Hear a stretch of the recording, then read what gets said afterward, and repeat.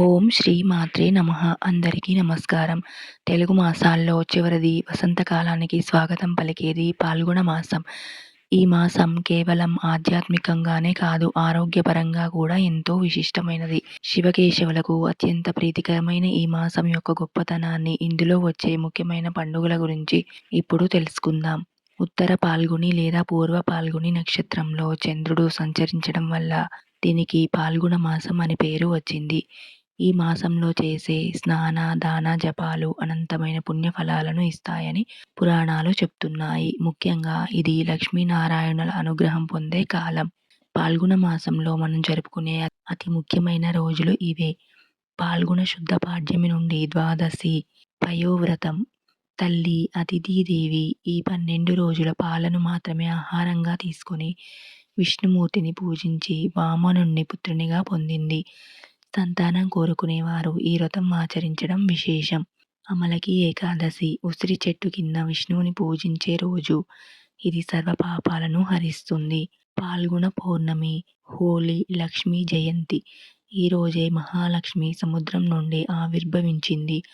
అలాగే రంగుల పండుగ హోలీని జరుపుకుంటాం.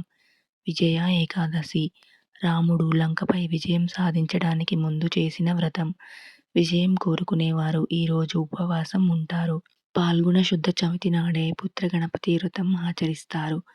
సంతానం కోసం నిరీక్షించే దంపతులు లేదా తమ పిల్లల ఉన్నత భవిష్యత్తును కోరుకునేవారు ఈ వ్రతాన్ని ఆచరించడం వల్ల గణనాథుని సంపూర్ణ అనుగ్రహం లభిస్తుంది. ఈ రోజున వినాయకుడిని మట్టి విగ్రహంతో లేదా పసుపు గణపతిగా కొలిచి 21 రకాల పత్రులతో గరికతో పూజించడం వల్ల ఆటంకాలు తొలగి వంశాభివృద్ధి కలుగుతుందని భక్తుల నమ్మకం. ఈ మాసంలో మనం పాటించవలసిన ముఖ్యమైన నియమాలు. ప్రతిరోజు ఉదయాన్నే సూర్యోదయానికి ముందే స్నానం ఆచరించాలి. సాయంత్రం వేళ తులసి కోట వద్ద దీపారాధన చేయాలి. శివ సహస్రనామం లేదా విష్ణు సహస్రనామ పారాయణ చేయడం వల్ల ఇంట్లో ప్రశాంతత లభిస్తుంది. వేసవికాలం ప్రారంభం కాబోతుంది కాబట్టి ఈ నెలలో చల్లని పదార్థాలను, పండ్లు లేదా పాలను దానం చేయడం ఉత్తమం. ఈ పాల్గొన మాసంలో భక్తి శ్రద్ధలతో శివకేశవులను పూజించి అందరూ ఆయురారోగ్యాలతో ఉండాలని కోరుకుందాం. ఈ వీడియో మీకు నచ్చినట్లయితే లైక్ చేయండి, షేర్ చేయండి. మరిన్ని భక్తి సమాచారం కోసం మన ఛానల్ని ఇప్పుడే సబ్స్క్రైబ్ చేసుకోండి. ధన్యవాదాలు.